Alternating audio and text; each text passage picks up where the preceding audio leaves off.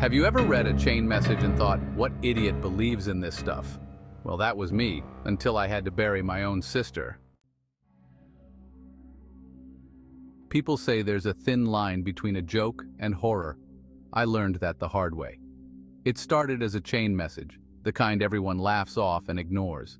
The story of Teresa Fidalgo, a ghost supposedly haunting people who didn't forward her message to others.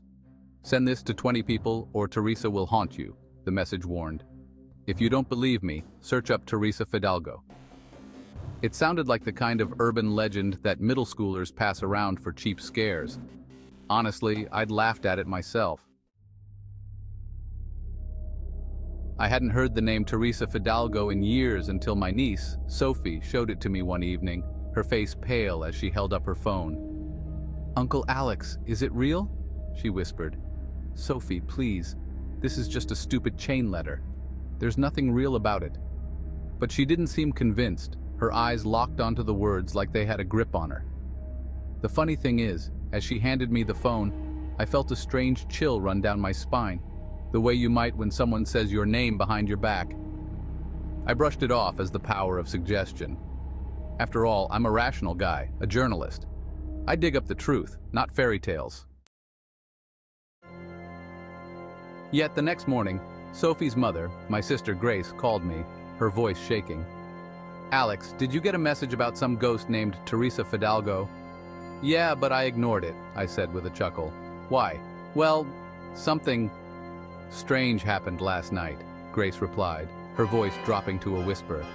"I had the worst nightmare. It felt so real. Teresa was there, in the dream. She was staring at me, her eyes black, and she whispered, 'Your time is coming.'" "Grace, come on. It's just a creepy story someone's spreading around. There's no way." Before I could finish, the line cut off. I called her back, but it went straight to voicemail. That whole day, I kept thinking about Grace's call, wondering if she'd just been pulling my leg or if there was something she hadn't told me. And then, 2 days later, my world turned upside down. Grace was dead. The doctor said it was a heart attack, but I couldn't shake the feeling that there was something else at play. Grace was healthy, only 34, and had no history of heart issues. It didn't make sense. I kept replaying her last words over and over. "Your time is coming." Then I remembered Teresa's message. "If you don't send this to 20 people, I will sleep by your side forever." Grace hadn't forwarded it, and neither had I. But there was no way that was real, right? For the next few nights, I couldn't sleep. I kept seeing shadows in my room, the darkness bending and moving as if someone or something was watching me. I'd tell myself it was my imagination, but each time I'd close my eyes, I'd hear whispers, soft and sinister, as if someone was right next to me. "Send the message, Alex." Finally, I snapped. I opened my phone and texted it to 20 people. I didn't care if they thought I was crazy. I just wanted the nightmare to stop. After hitting send, I thought, that's it, it's over. But that's when things got worse. My niece Sophie called me in the middle of the night a week later, sobbing. "Uncle Alex, I saw her. Teresa. She was at my window staring at me. She's not just a message, she's real. Listen to me, Sophie, it's all in your head." I tried to calm her down, but my voice shook as I spoke. I couldn't even convince myself. "Then why did Mom die?" she cried. Her question cut through me like a knife, and I had no answer.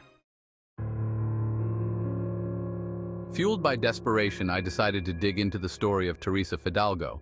What I found sent chills down my spine. Teresa had been real.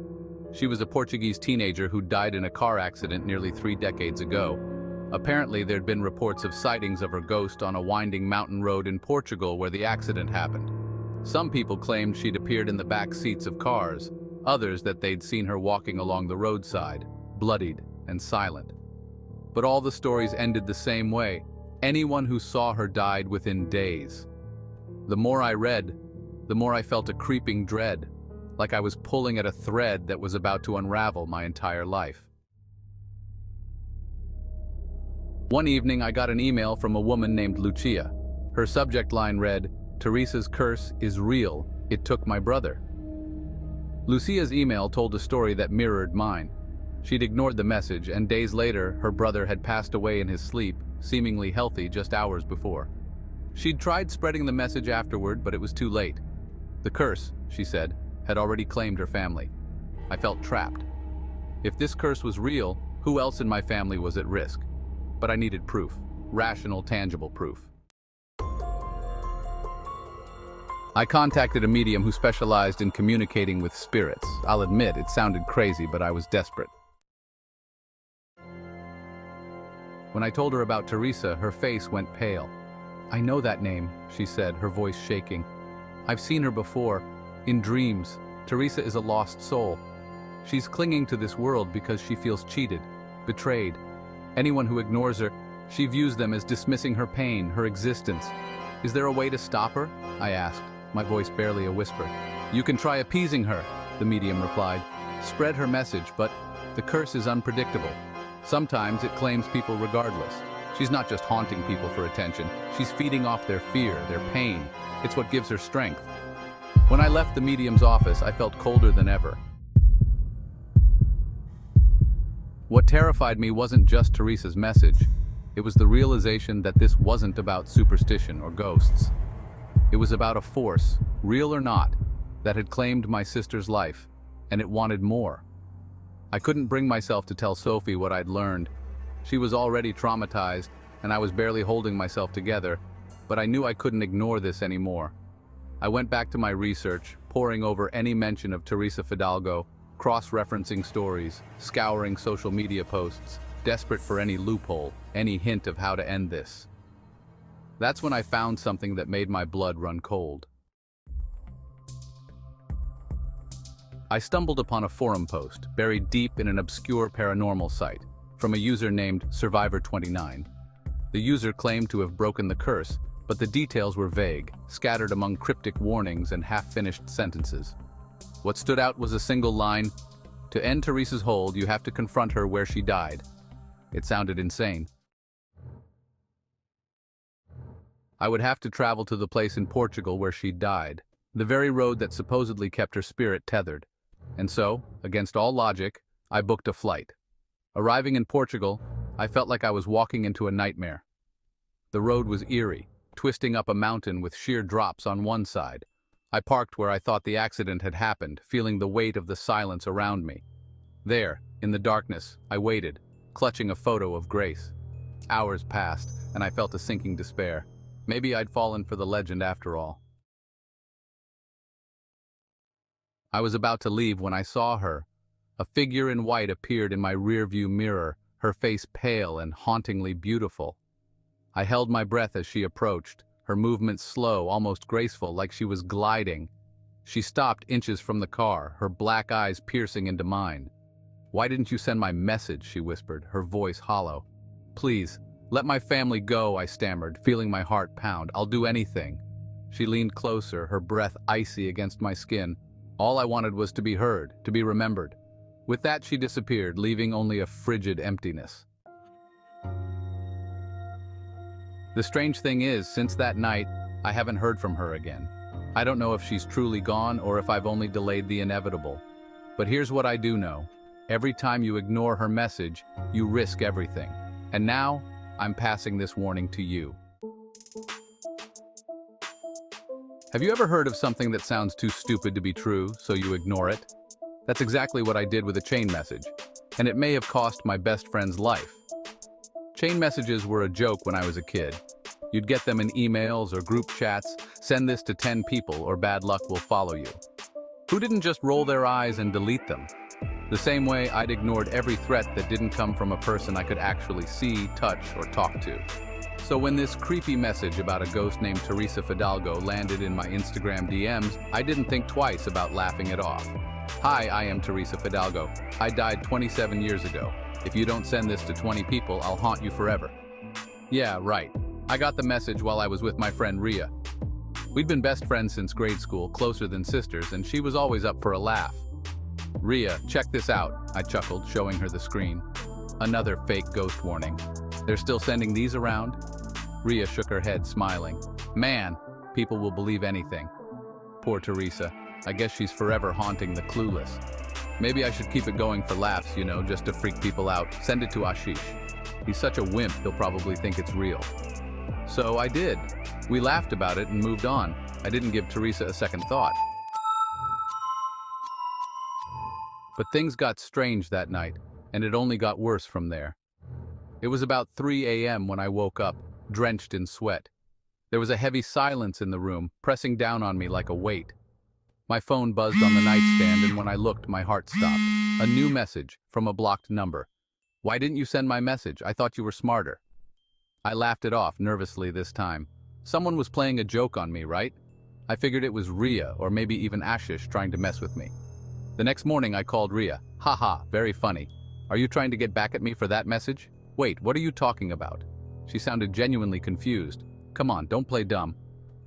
"That creepy message you sent me last night?" Ria's voice dropped to a whisper. "I didn't send anything. That should have been my first warning. But I was stubborn, so I brushed it off as a prank by someone else." But then, Ashish called. He sounded weirdly shaken, his voice almost trembling. "Dude, did you get a message from Teresa too?" he asked. "Yeah," I laughed. "And let me guess, she said you'd die if you didn't forward it?"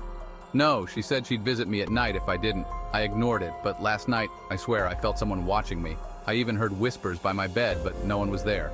I was half amused, half annoyed. "Come on, Ashish, it's just a stupid message. You're fine." Ashish didn't sound convinced, and honestly, there was a small part of me that wasn't either. I had grown up in a household where ghost stories were as common as bedtime tales. My grandmother used to tell me that spirits could latch on to you if you acknowledged them, that sometimes they just wanted a reaction. Still, I refused to believe a chain message could be anything more than a joke. But things escalated from there. By the third day, everyone I had sent the message to was complaining about strange things, messages popping up in their DMs, their doors creaking open at night, feeling cold hands on their shoulders when no one was around. Ria called me again, panic creeping into her usually calm voice. "I saw her, Priya. I swear, I saw her." "Who?" "Teresa." I was in the bathroom, brushing my teeth. When I looked in the mirror, she was standing behind me, just staring. Pale face, black eyes. I turned around and she was gone. I was speechless. Ria wasn't the type to get spooked easily, and that's when the dread started creeping in. What if this wasn't just a message? What if we'd actually invited something into our lives? But the worst was yet to come. A week later, I got a frantic call from Ria's mom. I could barely understand her words between the sobs, but the message was clear. Ria had been found dead in her room. The doctors ruled it a heart attack, but that didn't make sense. She was only 23, healthy, no history of any issues. The last conversation I'd had with her echoed in my mind. I saw her, pale face, black eyes, just staring. And that's when it hit me. This wasn't some random chain letter prank. Ria had ignored Teresa's message just like I had, and now she was dead. I couldn't shake the fear that Ria's death wasn't natural. I started reading everything I could find on Teresa Fidalgo, diving into online forums, paranormal websites, and even obscure news archives. Her story was all over the internet, with thousands of people claiming to have experienced strange phenomena after reading her message. But one thread stood out to me. A user named Deathmarked had a post titled, "How I Survived Teresa Fidalgo." According to his story, the only way to escape Teresa's curse was to follow her instructions to the letter. If you don't send her message to 20 people, she'll come for you. And once she does, there's no stopping her. I'd already sent the message, but had I really done it the right way? I'd sent it to people as a joke. I hadn't taken her seriously. That night I felt her. I was lying in bed staring at the ceiling, every nerve on edge. Suddenly the air grew heavy, almost suffocating, and I couldn't move. I tried to turn my head, to scream, but it was like I was frozen in place. Out of the corner of my eye I saw her. A figure in white, long black hair framing a face that was almost human but wrong. Her eyes were dark, bottomless pits staring right into me like she could see every fear I'd ever had. "Why didn't you listen?" she whispered, her voice cold and hollow. I couldn't answer. My throat was closed, my mind blank with terror. And then she was gone. The next morning, I woke up with bruises on my arms, fingerprints that didn't match my own. I felt like I was going insane. Teresa wasn't just a ghost story, she was real and she was angry. I went into full survival mode, trying to remember anything from the forums, anything that might save me. And then I remembered, to end her curse, someone else has to willingly take it from you. I couldn't believe what I was considering. I was asking myself if I'd be willing to curse someone else just to save myself. It was a terrible, selfish thought, and it made me sick to my stomach. But the thought of ending up like Ria, I didn't know what else to do. So I reached out to someone I hadn't spoken to in years. My ex, Arjun. I knew it was wrong, but I figured he wouldn't take me seriously if I warned him. I could just send him the message, say it was a joke, and be done with it. I tried to convince myself that he'd be fine, that he'd ignore it and nothing would happen to him. When he replied, I felt my heart stop. Got it. But seriously, Priya, this is some creepy stuff, he texted back. I'll forward it just to be safe. The message had been sent. I wanted to feel relieved, but all I felt was guilt. What if it really did curse him? But before I could talk myself out of it, I got another message from him. Priya, did you ever see her? My hands shook as I typed back, yes, she's here. I didn't know what to say. I stared at the screen, waiting for his next message, hoping he was just messing with me. But he didn't text back. The following day, I tried calling him, texting him, but no answer. I drove to his apartment, heart pounding with every step, terrified of what I might find. When I knocked on the door, his roommate opened it, looking pale and shaken. Priya, Arjun's dead. We found him in his bed this morning. My mind went blank. I'd done this. I'd passed the curse to him, and now he was dead, just like Ria. I thought I could run from it, but Teresa's curse doesn't work like that. It clings to you, following your every move, feeding off your guilt and fear. I went back home, sat on my bed, and waited for her to come for me. I deserved it. But hours passed, and nothing happened. I thought maybe it was over, that somehow the curse had broken with Arjun's death, like a twisted chain finally snapped. But deep down, I knew it wasn't that easy. The silence around me was heavy, thick with anticipation, as if she was still watching, waiting. For days, I tried to go back to a normal routine, but the paranoia was always there. Every night I slept with the lights on, feeling her presence lurking in the shadows. I thought maybe I could ignore her, pretend she didn't exist, that it was all in my head. I was fooling myself. And then I got a message. It was from a new number, one I didn't recognize. The text was simple, chillingly familiar. I'm still here. You didn't finish what you started. My stomach dropped. The terror I'd felt that first night flooded back, stronger than ever. I had tried to pass her off, shift the curse onto someone else, but I hadn't actually followed her instructions. She wanted to be spread like a virus, infecting as many people as possible. One sacrifice wasn't enough. In desperation, I went back online, scrolling through those same forums, hoping to find a loophole. That's when I found something I'd missed before, an obscure comment from an anonymous user who claimed they'd been haunted by Teresa Fidalgo, but had found a way to end it.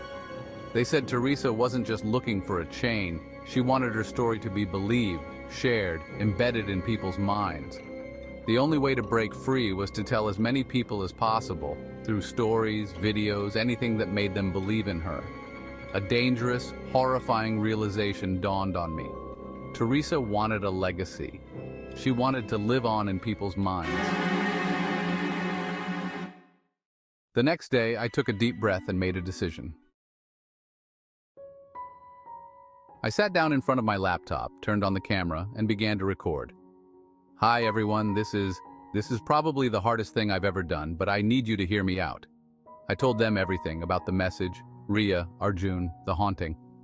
I described Teresa in chilling detail, Her empty black eyes, her hollow voice, the way she seemed to feed off fear and guilt. I held nothing back, pouring my terror and regret into every word, hoping that this would finally satisfy her. As I uploaded the video, I felt a strange calm settle over me. Maybe I had done it. Maybe by sharing her story, I'd finally be free. The response was immediate. The video went viral, reaching thousands of people in a matter of days. Comments flooded in, some dismissing it as a hoax, others claiming they'd seen Teresa too. Some even said they'd received the same message and had ignored it, until now. I thought it was over. I told myself I'd passed on the curse to anyone who watched, that Teresa would find peace now that her story was out there. But just as I was starting to feel relief, another message popped up on my screen. It was from an unknown number again. "Thank you for sharing my story, Priya, but it's not over yet. You still have one more thing to do." My blood ran cold. There was more. How much more could she possibly want? The message continued. "Tell them I'm coming for you next. They need to know that I'm not just a story. Tell them, or I'll make you watch as everyone you care about joins me." One by one. I stared at the screen, paralyzed with fear, realizing that this wasn't just about spreading her story anymore. She wanted me to live in fear, to always wonder if she was lurking just out of sight, waiting to strike. And that's why I'm telling you this. I know how insane it sounds, but if you're reading this, you have to believe me. Teresa Fidalgo isn't just a story. She's real, and she's out there waiting. So whatever you do, share this with others. Tell them about her, because if you don't, she might come for you next. Or maybe she already has. The screen goes black, and for a moment there's nothing but silence. But as I'm about to end this, there's one last thing I need to say. Something that Teresa left me with in her final message: this story doesn't end here. It ends when you believe it does. As I post this, I know the choice is no longer mine alone. Now it's up to you. I ignored a chain message and now I regret it. I was never one to believe in ghost stories. Sure, I'd seen the movies, The Ring, Paranormal Activity, but they were just that, movies. Entertaining for an hour or two, but ultimately fiction. I thought the same about chain messages. You know, those creepy, annoying texts that show up in your inbox or on Facebook, "Send this to 10 people or you'll die in 7 days." That kind of thing. They're just spam, right? Harmless. But what I'm about to tell you changed everything I thought I knew. And if you're anything like I was, someone who rolls their eyes at the mention of the supernatural, I suggest you keep reading. Because I'm not here to entertain. I'm here to warn you. If you've ever ignored one of those chain messages, there's a reason you're still alive. I wasn't so lucky. The message that started it all. It was a regular Friday night and I was bored. Scrolling through Facebook, liking posts, avoiding the endless stream of political arguments when I saw it. One of those stupid chain messages in my DMs. But this one was different. It wasn't from a random account or some sketchy spam bot. It was from my friend Emily. And that's what made it so strange. Emily wasn't the type to believe in stuff like that. She was practical, grounded. So seeing her name attached to the message threw me off. I opened it out of curiosity, fully expecting some kind of prank, maybe a joke we were all supposed to be in on. Here's what it said. "Pass it on. I am sorry for sending this message to you, but once you start reading this message, you will not stop." I rolled my eyes and almost closed it right there. I'd seen this format before, the typical scare tactic message meant to get people riled up. But there was more. "Hi, I am Teresa Fidalgo. I died 27 years ago. If you don't send this to 20 people, I will sleep by your side forever." Okay, so it was just one of those. But what was Emily doing sending it to me? If you don't believe me, search up Teresa Fidalgo. At that point, I was annoyed. But then, the kicker, a girl ignored this message and her mother died 20 days later. No sendbacks. Sorry I had to send this. BTW, this is not fake. Search her up on Google. I tossed my phone on the couch, laughing to myself. This was ridiculous. Emily had to be joking. Maybe she lost a bet or something and had to send this to everyone. Still, the morbid curiosity lingered. Who the hell was Teresa Fidalgo anyway? I pulled my phone back and Googled her name. Turns out there actually was a viral story about her. A video from 2002 of a supposed ghost sighting in Portugal where Teresa Fidalgo was allegedly the spirit of a girl who died in a car accident. The footage went viral with people claiming she haunted those who ignored the warnings. It was creepy, I'll admit that much. But it was still just an internet urban legend, right? I didn't send the message to 20 people. I didn't send it to anyone because, let's face it, I wasn't going to let some outdated chain letter dictate my actions. I was a rational person. But that night, as I lay in bed, I couldn't shake the unease that crept in. My room felt colder than usual. My thoughts kept drifting back to the message. Teresa Fidalgo will sleep by your side forever. I rolled over, closed my eyes, and forced myself to sleep. But at 3:13 a.m., I woke up with a jolt. My heart pounded and I felt watched. The room was pitch black, and for a second I could have sworn I heard breathing that wasn't my own. It's just your mind playing tricks on you, I told myself. You've been thinking about that dumb message all night. I reached for my phone, squinting at the brightness. 3:13 a.m. exactly. No messages, no notifications, just a black screen. Get a grip, I thought, turning over and trying to sleep again. The next morning, I woke up groggy and disoriented.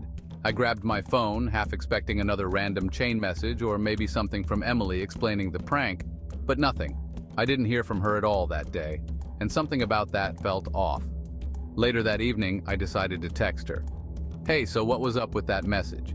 You really believe in that Teresa stuff? No response. Hours passed and I still hadn't heard from her. By midnight, I gave up, assuming she was just busy. But that night, I woke up at exactly 3:13 a.m. again. Only this time I wasn't alone. In the corner of my room, just beyond the edge of my bed, I saw her. A girl, dark hair, pale skin, standing completely still, staring at me. I froze, my breath catching in my throat. My body wouldn't move. I blinked and she was gone. I sat up, wide awake now, adrenaline pumping through my veins. I scrambled for my phone, swiping through messages, notifications. Nothing. No missed calls, no texts. What the hell was that? I convinced myself it was a dream, just a vivid nightmare fueled by my subconscious fear of the message. But deep down I knew it wasn't. The next morning I called Emily. No answer. I texted her. Nothing. By noon I was starting to worry. We'd been friends for years and she wasn't the type to just disappear. I decided to drive over to her apartment. But when I arrived I saw something that made my blood run cold. An ambulance parked outside. I ran up to the building, heart racing, and found a small crowd gathered near the entrance. I overheard one of the neighbors whispering, "I think it was a heart attack." Poor thing, she was so young. I felt like I'd been punched in the gut. It was Emily. I couldn't breathe, couldn't think. The scene in front of me blurred as I tried to process what I was hearing. Just days ago, we were talking, laughing, sending each other memes. Now she was gone, and it all started with that message. Suddenly, the words from the chain letter slammed into my mind. A girl ignored this message and her mother died 20 days later. This wasn't a coincidence, was it?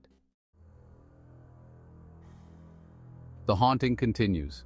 After Emily's death, things got worse. Every night, without fail, I woke up at 3:13 a.m.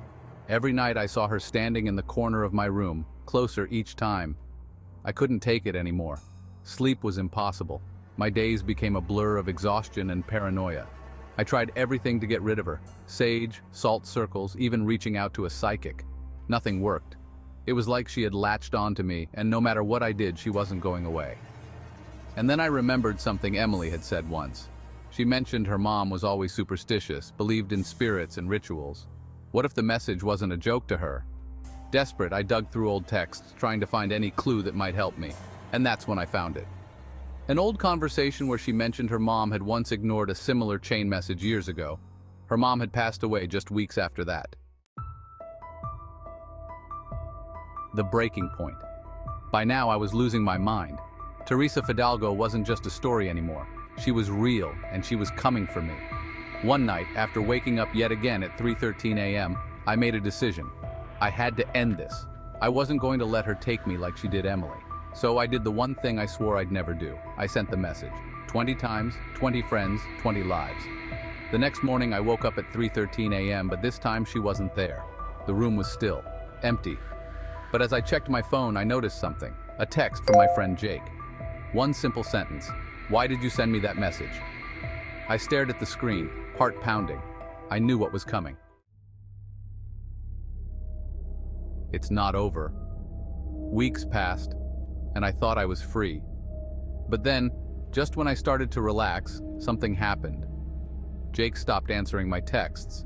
I tried calling him, but his phone went straight to voicemail. And then, one night, I woke up at 3:13 a.m. again. Only this time I wasn't alone, she was back. But she wasn't standing in the corner, she was right beside me. And now she's watching you. So what are you going to do? Yes, that's the end, for now. But the real question is, will it be the end for you? Teresa Fidalgo's curse doesn't stop with one person. It's a chain, and you're now a part of it just by reading this. You have a choice. You can dismiss this as fiction, like I did, and try to forget it. But if you're reading this late at night and you wake up at 3:13 a.m. tomorrow, don't say I didn't warn you. Will you break the chain or pass it on? The sound that shouldn't be there. Why I will never record alone again. I've been editing videos for a few years now, nothing major, mostly just content for YouTube and social media. You'd think it's a pretty safe gig. I mean, what could possibly go wrong while sitting at your desk, tweaking audio levels and cutting together footage? Well, let me tell you, I never thought something so harmless could become a living nightmare. If you're someone who records content, whether for fun or for a job, I need you to read this carefully. You might not believe me at first, I didn't believe it myself. But if you've ever had a strange feeling while you're alone, that creeping sense that something's off, then you'll understand. This is my story, and it's not just a warning, it's a plea. Don't make the same mistake I did. It started with a voice.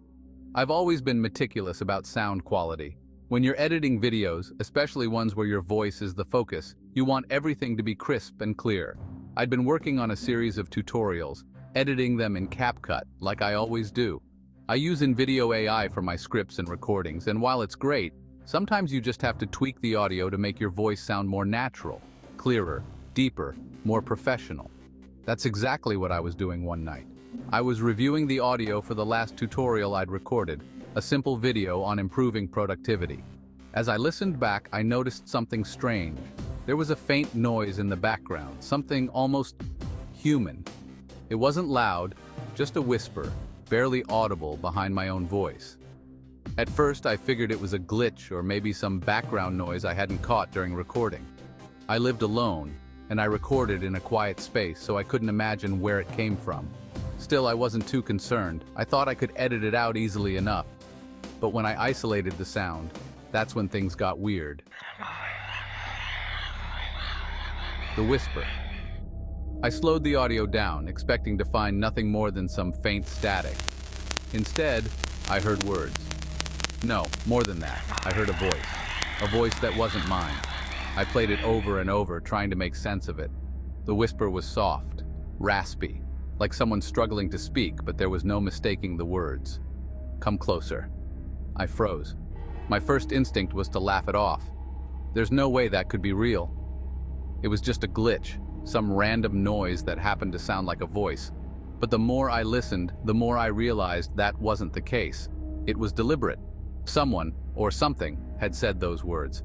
Now, if you've ever edited audio, you know how easy it is to get paranoid. You spend hours tweaking sound and suddenly every little noise seems important. That's what I told myself anyway. I went back to the original file, hoping that the whisper would disappear, that it was just some error during the export. But it was still there. Come closer. I played the file again and again until the words felt like they were embedding themselves into my brain. I turned off my computer, shook it off, and went to bed. I wasn't about to let some weird audio glitch freak me out, but then the real nightmare began. The next night, I had to re-record some parts of the tutorial. I remember it clearly because something felt off from the start. The air was thick, almost oppressive, like there was an invisible weight pressing down on me. I figured it was just the stress of dealing with the audio issue. I sat down, hit record, and started speaking.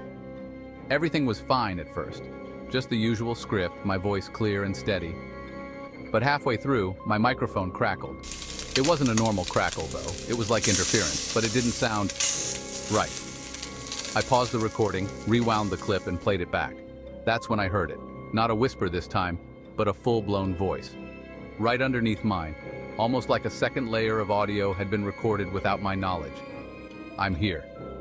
I slammed my laptop shut, heart pounding. I swear I felt a cold breeze sweep through the room, though every window was closed.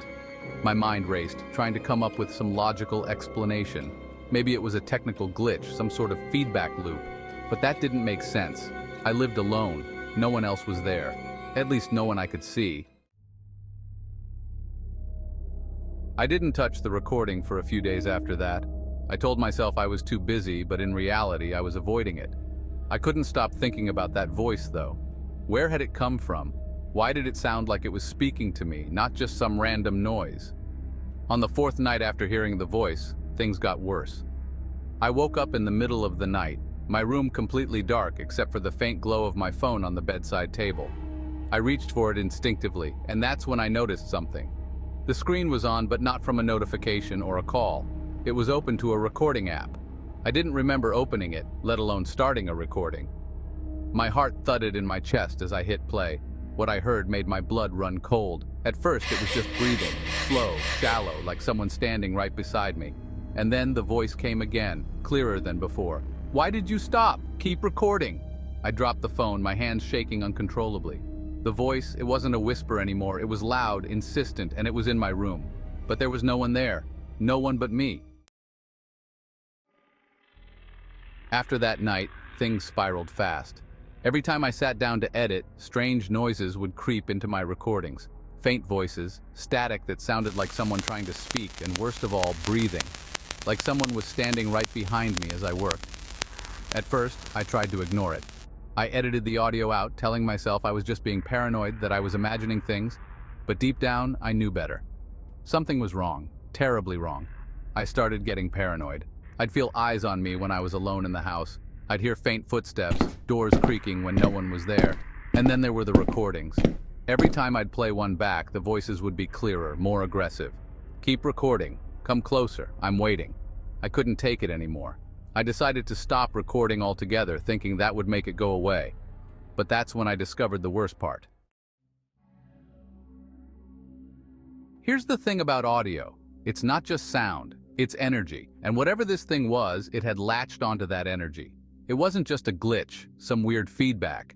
It was real, and it was using my recordings as a way to get closer to me. At first, it was subtle, just the voices.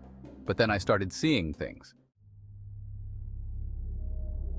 Shadows flickering in the corner of my eye, dark figures moving past windows.